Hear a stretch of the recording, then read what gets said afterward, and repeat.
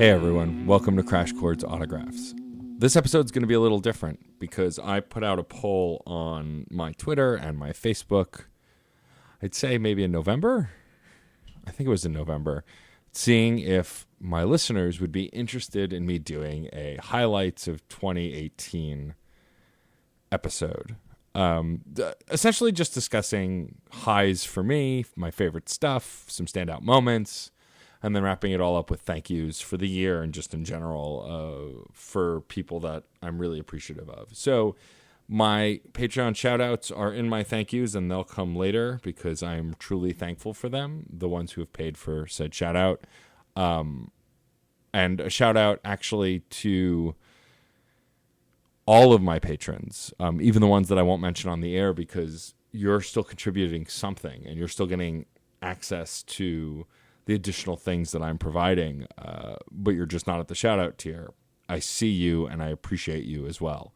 But more about that later when I get to the thank yous. Let's talk a little bit about this year. I want to preface, first of all, that this is going to be my favorite stuff of the year. It's not the best stuff. It's not the worst stuff. It's not the stuff that defined the year. It's just my favorite things in physical media, shows that I went to, performers I enjoyed, that kind of thing. I don't think I need to go at length on this stuff, but I'll talk about each thing a little bit because they do affect the other projects that I work on. So let's, I guess, get started with video games. So for me, video games play an important part of my life. I do a video game podcast for one, but also I've always been a gamer since I was a kid. And so the standout video game for me this year, which I've mentioned on, I think, almost every one of the podcasts that I do, is Spider-Man for PS4. Spider-Man for PS4. So I'm someone who's been playing Spider-Man games since they've been making them, and some have been great and some have been terrible.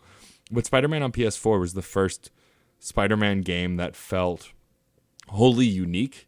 It was an original story. They got writers of the comic books to work on this project, but it was just so graphically stunning, so well acted, and so well written that to this day it still stands as one of my favorite pieces of Spider-Man media ever. I'd say when I talk about my favorite movie of the year, they're in the running for each other, which gives that away a little bit. But Spider-Man for PS4 is one of the first games in a long time that I played that I couldn't wait to get home to play. I was running home to play this game. I was so excited for it. Because again, I felt like I was part of that world. I felt like I was Spider-Man, which as the Infinity Pod has talked about and a few other podcasts that have covered Spider-Man, that's the point of Spider-Man, is to want to feel like Spider-Man, to put on the mask. He is the everyman hero. And so it was really cool to get to dive really deep into that game. I won't give any spoilers for the story, but I will say the relationship between Dr. Otto Octavius and Peter Parker, this is the best portrayal of that nurturing relationship that I've not really seen done in other projects. And I'm excited to see where this game goes because there were cliffhangers at the end when you beat the game. So for sure there's going to be a second one, especially since it seemed to have done really well financially. And Insomniac is not a company that's going anywhere. So my favorite video game of 2018 was definitely Spider-Man for PS4. On to my favorite book/audiobook, because I tend to listen to more books than read these days. It was actually a book by H. John Benjamin, the voice of Archer, and Bob from Bob's Burgers. He's an improv comedian, as well as voice actor and actor. He put out a book earlier this year, I believe, but either way, I listened to it for the first time this year, called Failure is an Option. And it's his life story, essentially, talking about, growing up, relationship with his parents, the gigs that he's booked, the different things that he's done, the other comedians he's worked with. It's a life and times, but framed by H. John Benjamin about his life. And if you're a fan of his voice work especially, listening to him read his own audiobook is essentially like being spoken to by Archer or Bob for many, many hours, which was pretty neat. I enjoyed it a lot. And it was, there were a lot of really fun moments as a Jew also, because he's Jewish, and just growing up Jewish and having friends who weren't, and like things that we all joke about. It was a really interesting audiobook because I learned a lot about H. John Benjamin. So I went from just being a fan of that guy who does voices to actually becoming a fan of everything that he does, and kind of adding a little levity to the whole, larger than life books about yourself. There was a lot of levity in this book, which was pretty neat. On to my favorite comic of the year. I don't think I read any issues that came out this year, but the comic itself was new to me this year, and that's The Wicked and the Divine. Magical Burlesque produced a show earlier this year, or when you're hearing this, last year, as this episode's going to air on January 1st.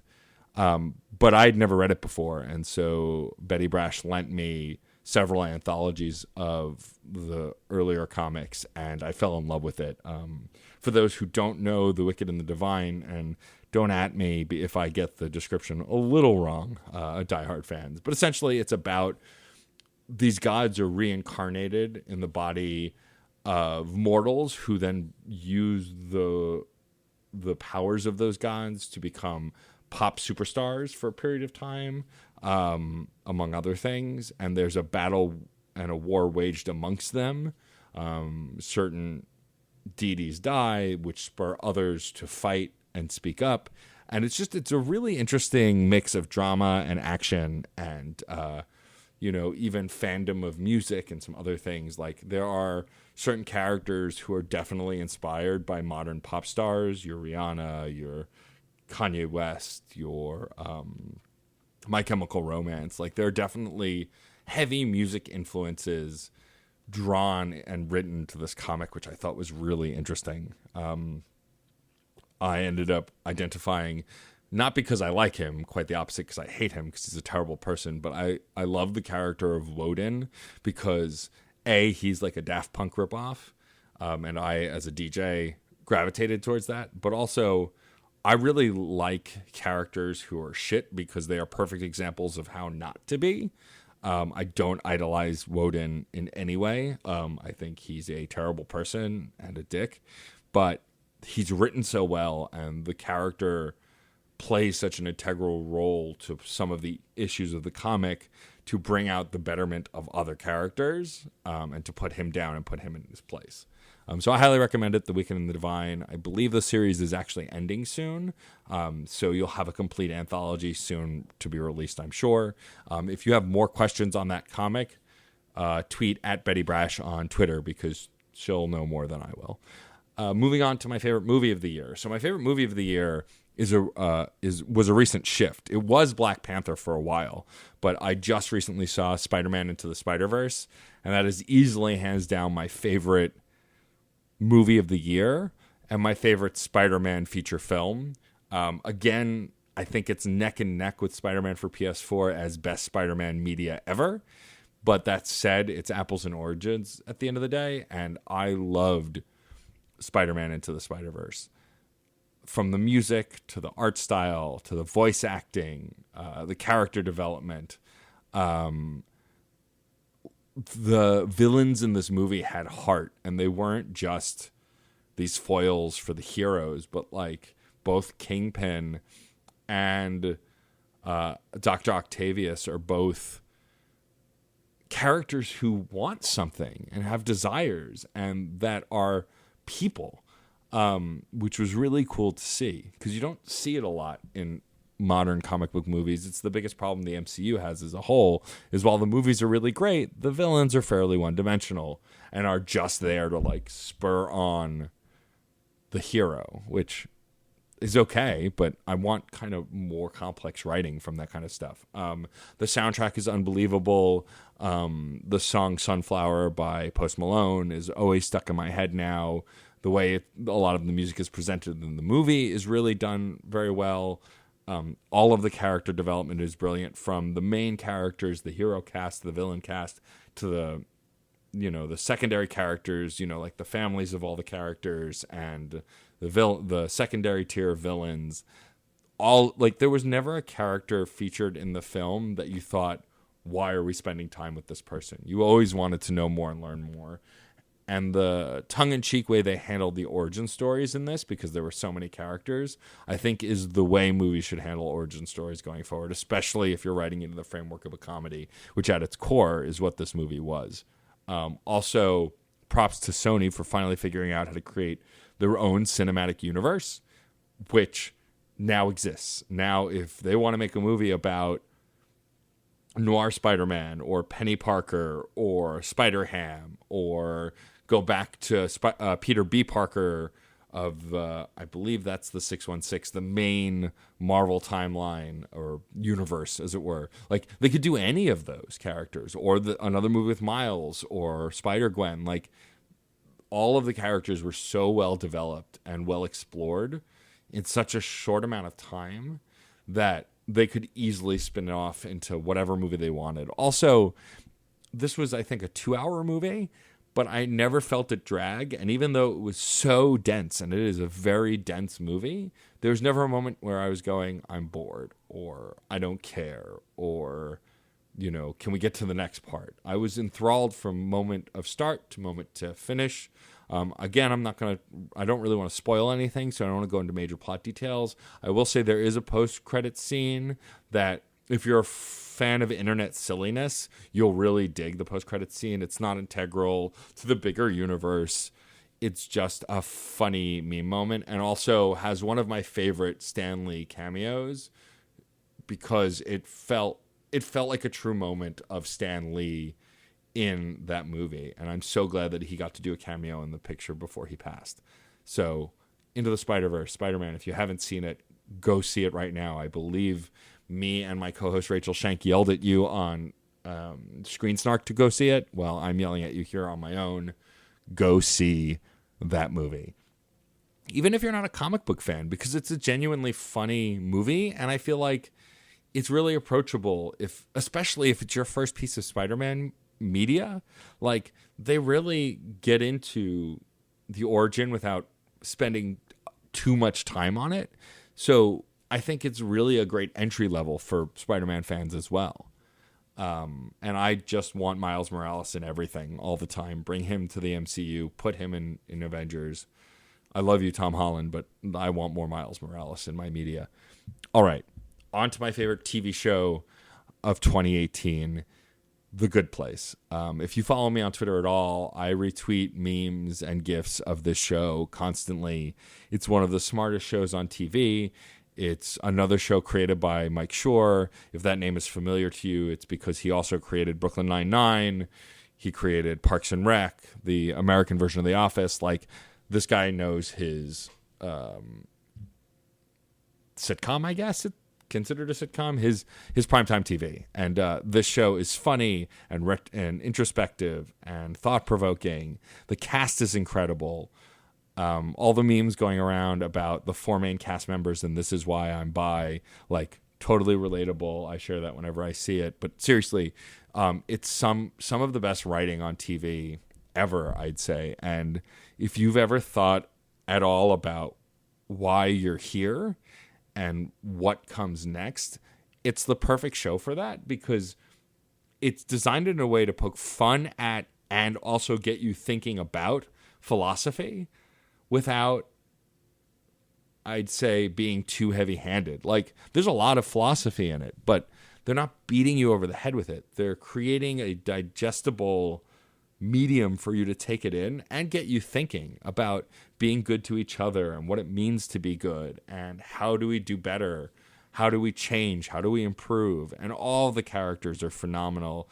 MVP is definitely Ted Danson, who I've always loved in so many TV shows. This is by far my favorite role I've ever seen him in, and, like, yes, I'd say even better than Cheers. He's just so good and so perfect for this show. But the whole cast is incredible. So I highly recommend that. If you have not watched The Good Place, I believe the first 2 seasons are on Netflix, and the 3rd season, which it's currently in process, is on Hulu. Definitely go watch it. The Good Place. I highly recommend it. Moving on to music for the year.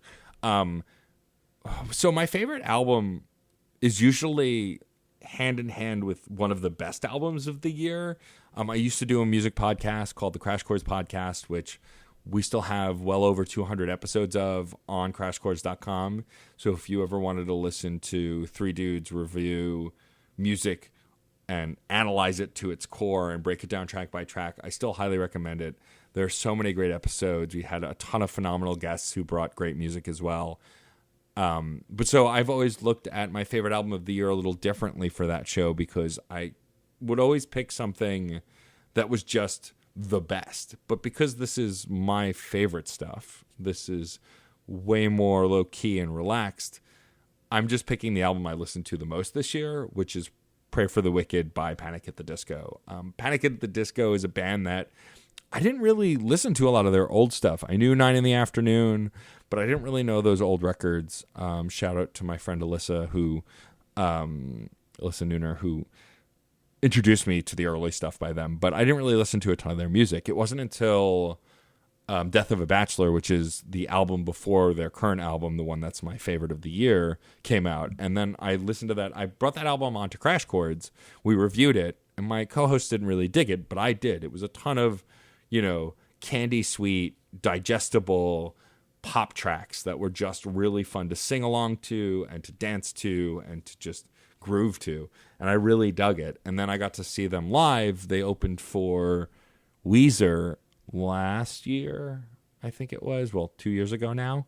In 2017 I saw them, and they were great. They were such a great live band. Brendan Urie is such a great performer, and so when Pray for the Wicked came out, I downloaded it immediately, and I started listening to it all the time, and I've been obsessed with it. I'm excited that this year Magical Girl Burlesque at some point is going to be doing a Panic at the Disco themed burlesque show, and I'm hoping to debut my first lip sync performance at it. But that said, I just really love the record. It's fun. There's not a lot, it's not a lot of mind bending, overly complex lyrics. It's just genuinely fairly emotional and fun and danceable, singable music that I really dig. So if you're into a lot of modern pop music, but you may feel worn down by some of the modern pop, like it's a little samey or boring, I would highly recommend this record because it's just a fun listen. For my favorite song of the year, though, I'm going to lean towards something that's just technically and proficiently incredible. And it's the song Peep Game by Lex the Lexicon Artist. I became friends with Lex through the internet. She reached out to me after one of the interviews I'd done. I think it was I'd commented on a video that Schaefer the Dark Lord posted of one of her performances. And we became friends through the web. And when she was in New York, to play a show for HushCon in 2018, I asked if she'd come on the podcast, and she did. She was on Autographs, which you listened to, I'm assuming, if you're here now. And she was a delight. I had a blast chatting with her. She had a lot of really interesting things to talk about. It was really fascinating learning about her origins and how she came to rap and how she started rapping and her writing process and everything. So then when her album dropped, I was just blown away by all of it. And while I really love that record, again, my album of the year, I purely picked the one I've listened to the most. The runner-up is definitely Lex the Lexicon Artist's album, because I just have been obsessed with her work as a rapper, and anyone who knows me knows that I'm a diehard hip-hop fan, and I listen to a lot of independent artists, but Lex is by far one of the best new artists I've heard in a long time, and probably one of the best artists I've heard, period. So I recommend her whole record, but for sure the song Peep Game, which has a music video on YouTube, which is great because part of it is her just lying in a pool of peeps, essentially, is great. And so if you haven't heard anything by Lex the Lexicon Artist, I highly recommend that you check out her stuff. Again, favorite song of 2018 is Peep Game by Lex the Lexicon Artist. Next, my favorite podcast of the year. I listen to a lot of podcasts. If you're familiar with me on a personal level, you know that I have a lot of podcasts. And so I disqualified all of my own podcasts from this because I listen to my own shows, so I tend to skim them. But I wanted to highlight a professional who I've been really proud of and I've gotten very close with over the last year or so. We got to hang out at FlameCon, and I'm eventually going to have her on this podcast, Autographs. But the podcast, my favorite podcast of 2018 was Marvel's Voices, which is hosted by Angelique Roche. If you are familiar with that name, it's probably because you listen to podcasts on Marvel.com. You listen to her podcast with the Blurred Girl called The Radical Geeks, or you're now watching her do a post show for The Runaways. She also does videos for Sci-Fi. But what I love about Marvel's Voices is this is a podcast devoted to either people parallel to Marvel or who are directly involved with Marvel, but who are incredible creators who are not all of the most well-known or top-tier creators that everyone's familiar with. They're people who work hard in the industry and who deserve recognition and who don't always get a chance to just talk about what they love. And what I love about this show is also, even if you're not a huge diehard fan of Marvel or you don't know the work that the guests have done, it's still a great show because Angelique is one of the best hosts I've ever heard. She immediately makes the guests feel comfortable. She bonds with them genuinely and very intimately on these episodes of the show. She's not putting on the faux host like, hey, I'm going to pretend to be your best friend. I get the sense she wants to be best friends with all these people, and it's genuinely really sweet and really awesome. And delivers information about these performers, artists, creators that you might not have heard anywhere else. It's really a brilliant show. I highly recommend it. Even if, like I said, you're not a diehard Marvel head who needs to know everything about Marvel, I highly still recommend it because it's just giving voice to people in the industry who might not always get a chance to talk about the things they love or what they work on. So yeah, check that out, Marvel's Voices.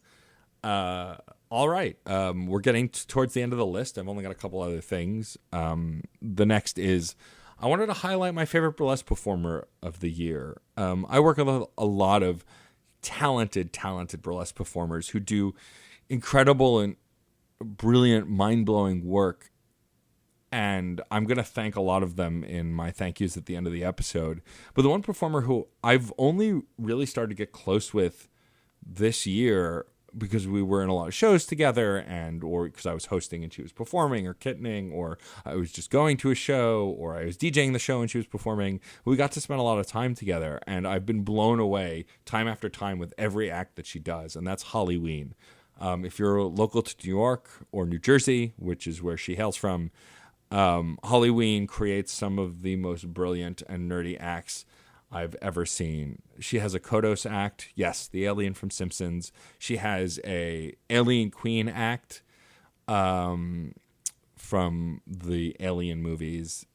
She has a Punisher act. She has, the list goes on forever. She has some really great fun and classic sexy acts too. Like, it's not all just nerdy stuff and not, gags or bits. Like, she really is an incredible dancer, an incredible performer, and a brilliant creator. And so I wanted to take a moment to highlight her here because I think more people should know about her. I believe she's Happy Holly Ween on Twitter and on Instagram. Definitely go check out the stuff that she does. And if you're in the New York or New Jersey area and you see her performing or producing, go see that show because she is brilliant.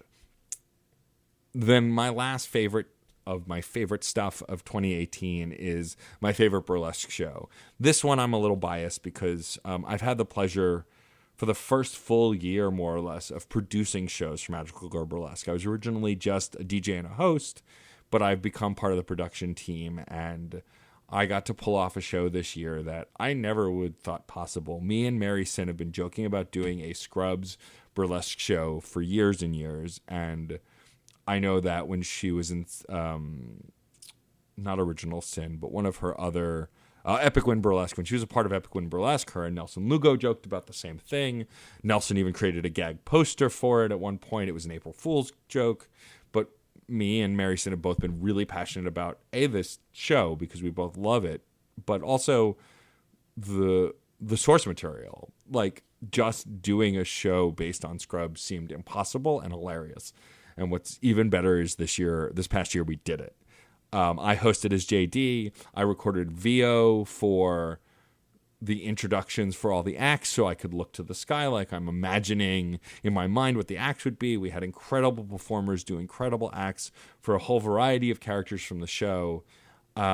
It was just ridiculous. If you go to Magical Girl Burlesque on Facebook or even to my page, my Stormageddon page on Facebook, you can see a ton of photos from the show. I believe there are even videos online, some from the show. It was great. I didn't think it would be possible to do a show like that. And the fact that we did, and it sold well, and people showed up, and people enjoyed it, and people were laughing at the jokes and not missing a beat because they were there to engage on a super granular level with the sitcom Scrubs was brilliant to me, because to find a fan base that devoted that would then come see a burlesque show based on that fan base is just mind-blowing to me that it works every time. We did well for our Wicked and Divine show. I did a Decemberish show in 2018 where I had live music there. Like, I did a Scott Pilgrim show with Rabbit Hole Productions. We partnered. Like, all of these things that are so hyper-focused that you think there can't possibly be that many people who be into it, but they are, and they keep coming out to all these shows. So, first of all, if you were at the Scrubs tribute show, which was called Welcome to Sacred Tart, a burlesque tribute to Scrubs, thank you so much. If you couldn't make it and want to see us do more stuff like that in the future, please write to magicalgirlburlesque@gmail.com. We'd love to hear from you saying, I'd love for you to do a show on this, or I loved this show that you did. We love connecting with the people who come to see our shows because we are just fans as well. Me and the other producers nerd out about so many different things. So for me, I'm just happy to get to do that stuff. All right. Next, I just want to talk about a handful of standout moments from 2018 specifically. Some really cool things that I got to do that were new for me. And the first one was I appeared on my first panel at a convention, FlameCon 2018, which I covered as press. You can hear my press coverage and the panel I was on episode 103 of this podcast, if you haven't already. It was brilliant.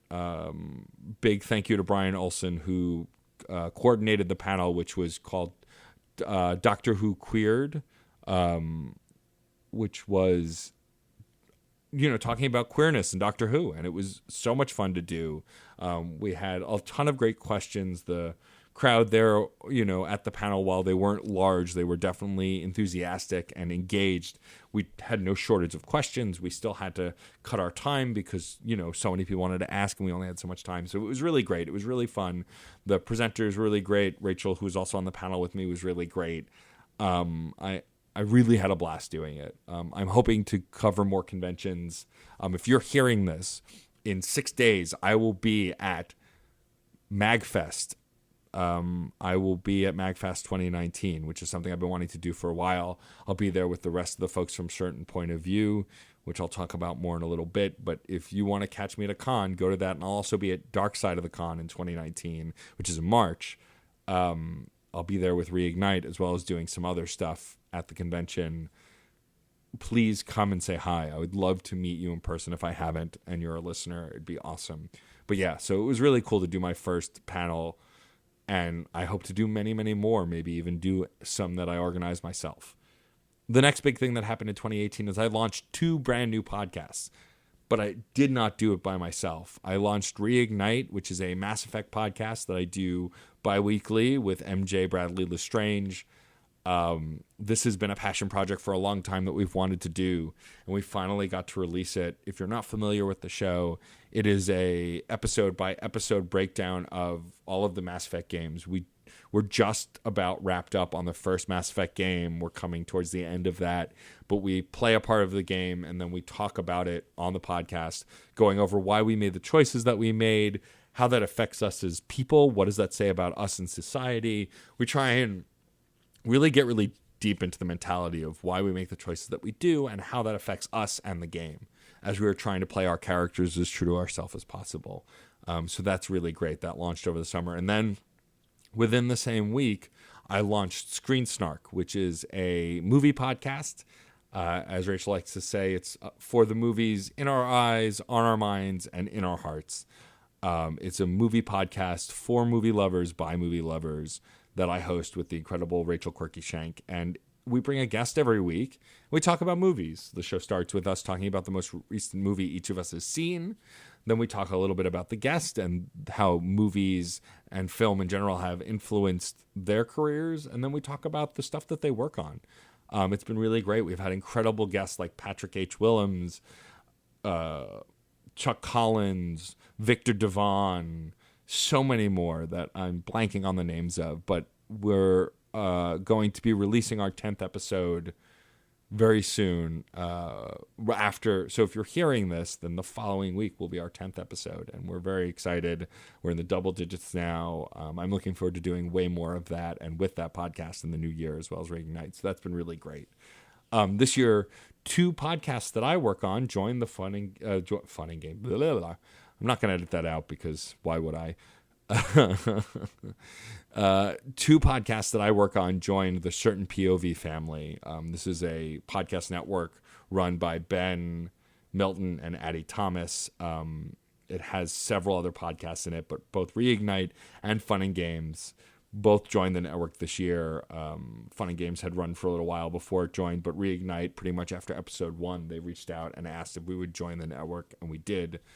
And that's been really great. I've really loved working with Ben, Addie, and Case, who are all part of the network, who had been working together before I met any of them, to really build out what I'm working on. There's a sense of kinship and wanting to grow together, which is really nice. And we're all helping each other. Not one of us is in a better position than the other. I think it's truly a collaborative environment, which I'm really psyched about. And so I'm really happy to be a part of that team. Another big moment, as I mentioned earlier, is I became a full-fledged producer for Magical Girl Burlesque. I can't put into words what this means to me easily. I've watched so many producers just astound me for so long. And,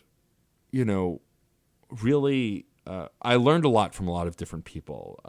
I couldn't possibly list all of the producers I've worked with. I'm going to thank some of them in the thank yous, but if I don't thank you in the thank yous, know that I'm thinking of you if I've worked with you, because I've learned so much from every producer I've ever worked with, and to now be one and go through that process and to not have to go through it alone is incredible to me. That I have 2 incredible producers standing by my side, working with me, and we're going through the motions together to build a better brand that is Magical Girl Burlesque has been really cool. In more detail about those producers in my thank yous as well. I'm trying to not over talk about the things I'm going to talk about, if that makes sense. And then finally, one of the biggest highlights is the highlight of every year I've done it, which is Nerdlesque Fest 2018, which is produced by many people, but is spearheaded by the incredible Lefty Lucy. 2018 was the first year where I felt super... I always felt important to the fest, but this is the first year I really felt a part of the nuts and bolts and really felt like a part of the organization creating this event and not just the DJ who shows up.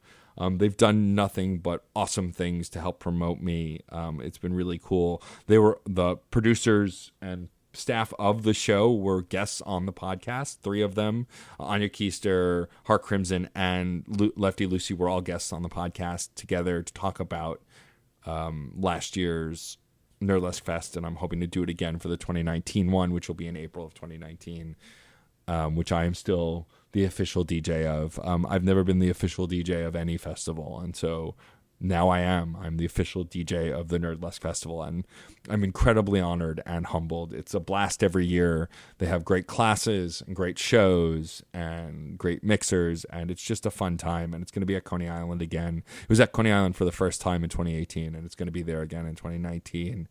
Shout out to Patrick Wall, who I don't talk to enough, but who is the manager at the Freak Bar and in the theater space, and he is stellar and astounding human being who I am humbled to call a friend. So yeah, a quick little shout out to him. But Nerdlesque Fest kind of changed my life as far as DJing goes, and has inspired me to more heavily pursue that stuff. And I've been able to make quite a career out of DJing and hosting in burlesque, and it's been a blast. So Yeah, Nerdless Fest 2018. Look out for 2019.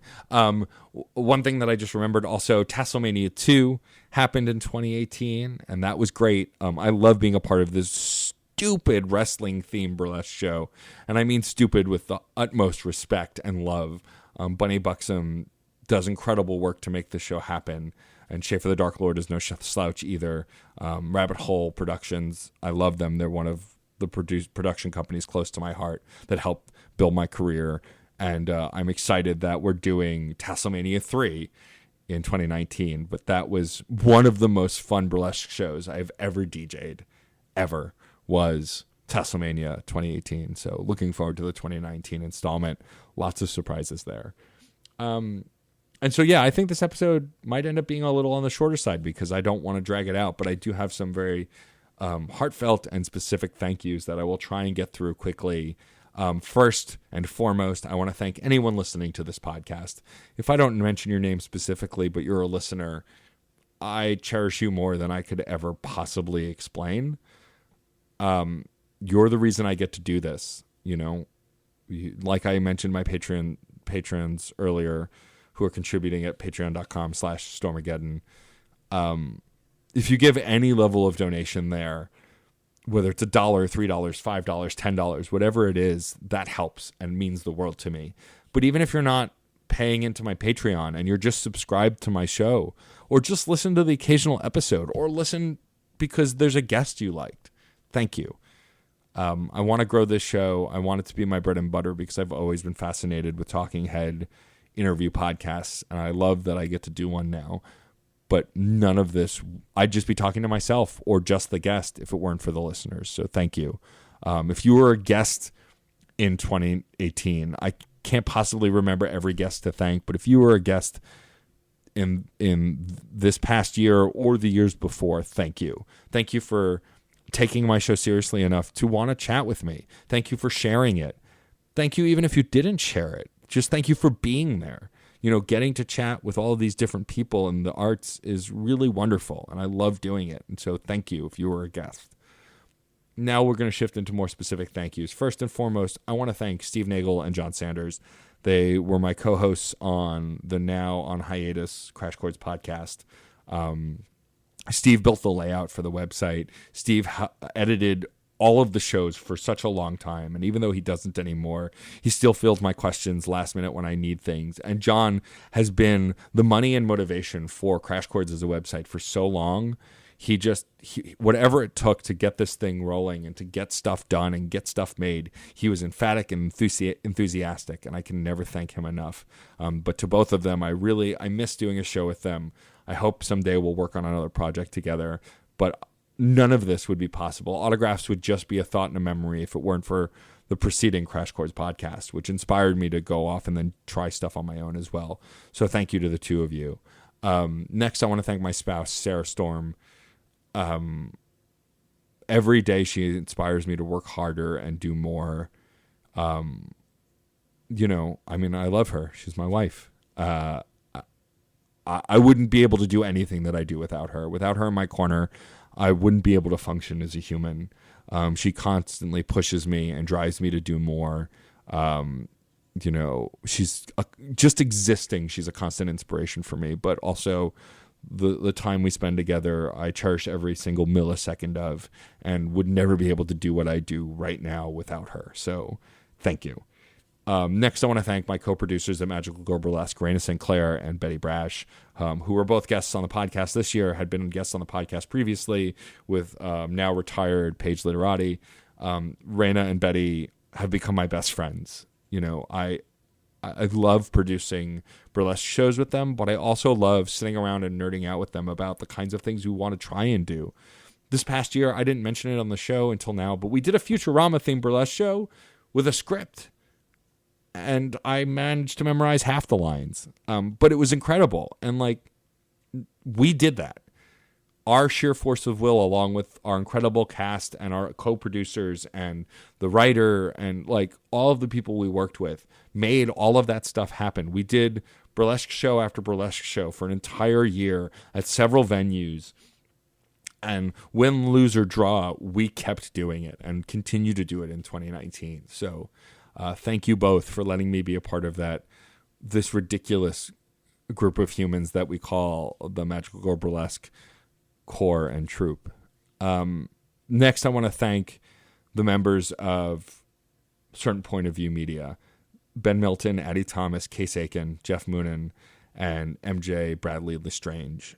Some of you I've known a long time. Some of you I only have known this year. But the camaraderie on this network is unlike anything I've ever seen before. So many people are so game to do whatever and just see what sticks and work together and promote each other. And even when we don't agree, we still get along just fine and we still want to work together. You know, I joke a lot and pick on Ben because he's, I believe, the oldest of all of us.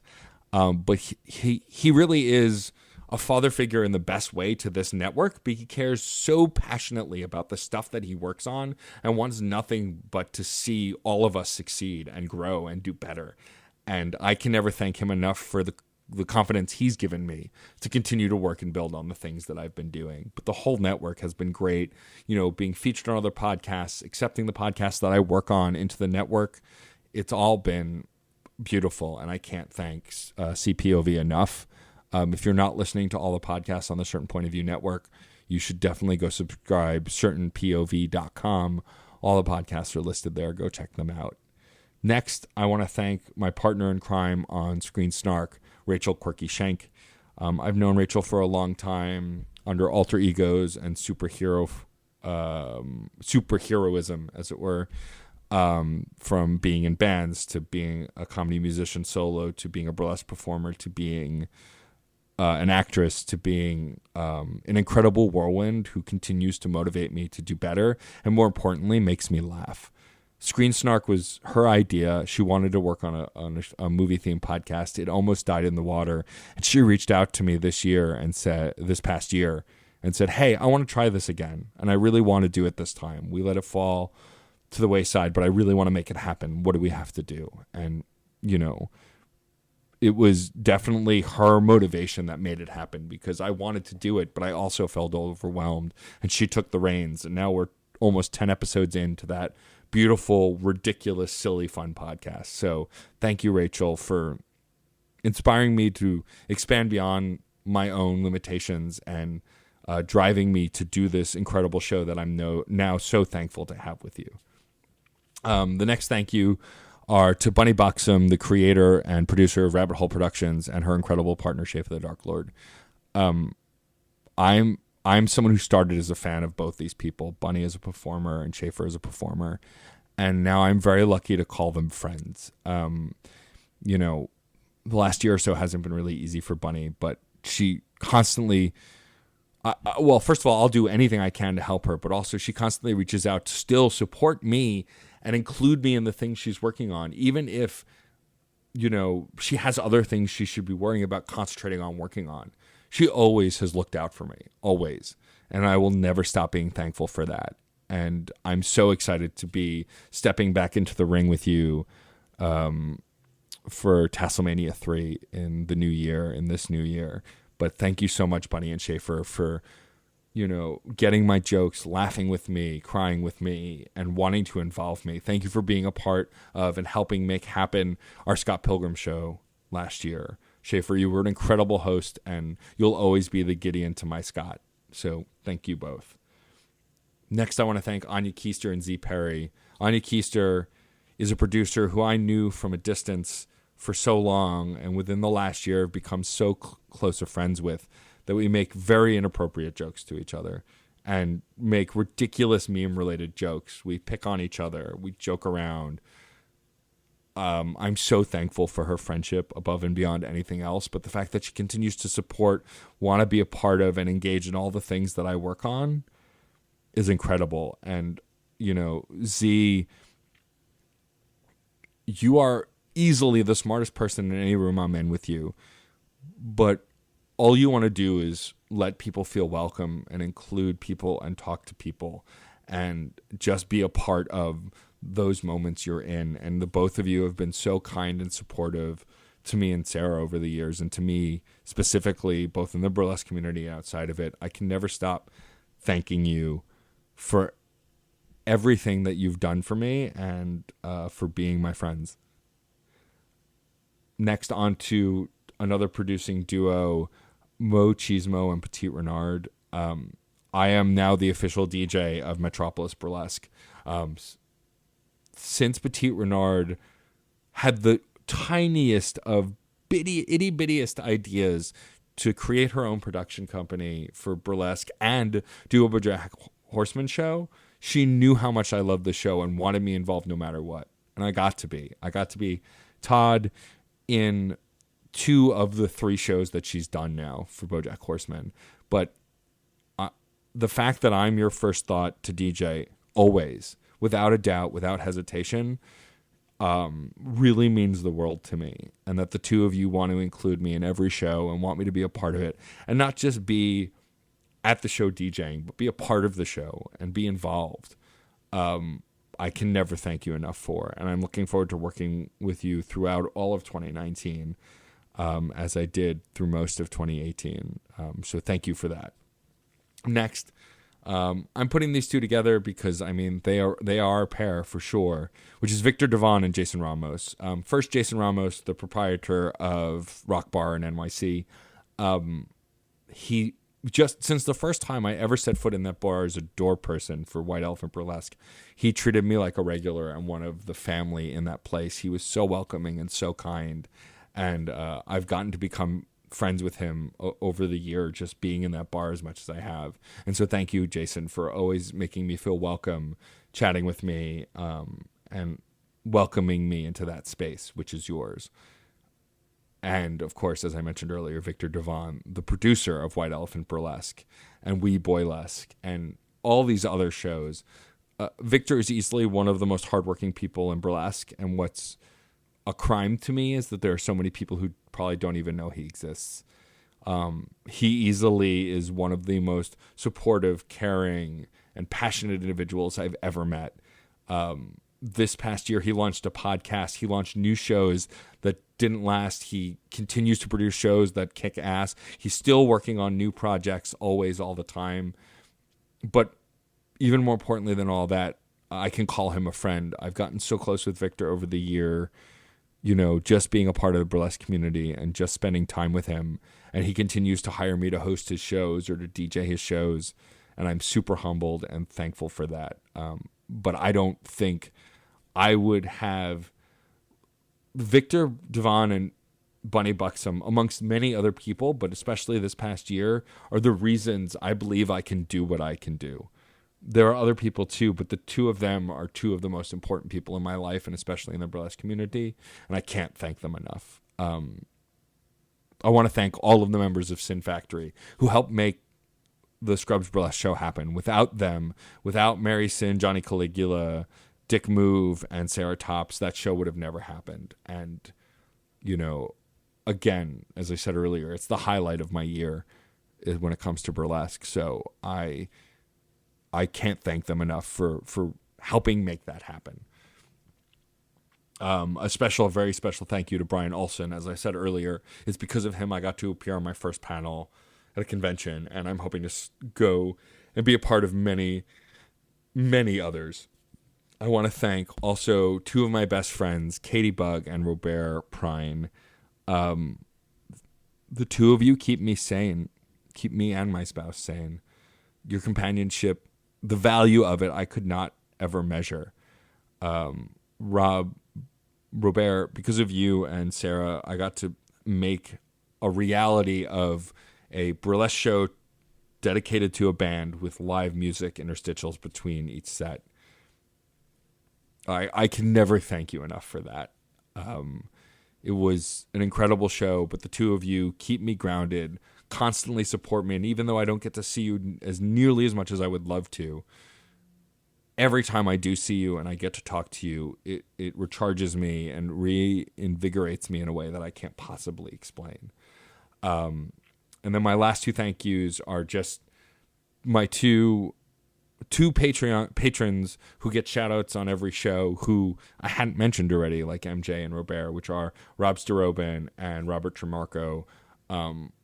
I can never thank you enough for the fact that you give me money every month to keep delivering content you enjoy. Any subscription is welcome. People who listen for free, I would never knock them, and I appreciate them too. But the fact that you're willing to give me your money because you think my content is worth it and the things I make are worth it is something that is just unbelievable to me. That I now effectively get paid to make the things I make because you are willing to give me your hard-earned money will never stop astounding me. You know, I'm just lucky to get to do what I do, and I do it. But the fact that you want to give me money to do it is, like, I don't know how to explain how important that is to me. You know, how much that means to me. Because it really is something that, you know, I don't know how to put a value on other than, I guess, the numerical value you pay. But that's not the point, you know? And actually, I want to go on record and thank all of my patrons, you know, because even though you're not paying at the $5 level like some of the others to get the shout outs, that doesn't matter. The amount of money that you choose to give me is almost irrelevant. It's the fact that you want to give me any money at all to show your support for the things that I make is unbelievable to me. So I would love to shout out Cherry Valentine, Insane Ian, Scoop Jessica, Teresa Galasaurus, the Nexus TV, and the Blurred Girl, all for giving me money and contributing. And again, it's not just about the dollar value. It's the fact that you believe that what I do is worth something more than just your time. And that would be enough. But the fact that you do feel it's worth more than that is incredible to me, and I will never stop thanking you for it. So with that said, this has been my 2018, I guess, year in review, you can call it. I love each and every one of you listening right now. And if you've supported me in any way over the past year, thank you. I couldn't do this without you. I think this is a tradition I'm going to do every year just to reflect on the good, because there was a lot of bad that I don't want to get into just in the world in general, but there's a lot of good too. And I'm very blessed and lucky to have been able to grow and learn and experiment and continue to make things the way I have been. So I will say my own sign off for a change, and remind you that as long as you're making something or engaging with something artistic in this world that you love, then life can't be that bad. So thank you for the first time in 2019, and for as long as I have a voice. Thank you for listening. Music is life, and life is good. That's it for this episode of Crash Chords Autographs. Our theme music is by Michael Kill. Our logo was designed by Case Aiken and Joey Amons. If you liked the show, please rate and review us on iTunes and Facebook. You'll help us reach more listeners. Questions, comments, or guest recommendations?